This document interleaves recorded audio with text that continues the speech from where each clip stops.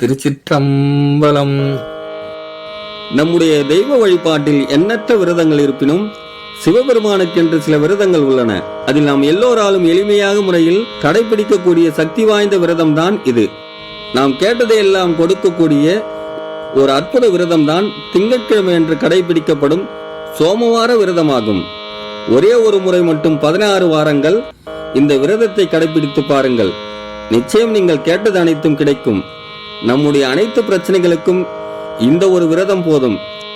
இந்த விரதத்தின் மகிமையும் எப்படி கடைபிடிப்பது என்பது பற்றி தெரிந்து கொள்ள முழு காணொளி கீழே கொடுக்கப்பட்டுள்ளது. சுகமே சூழ்க.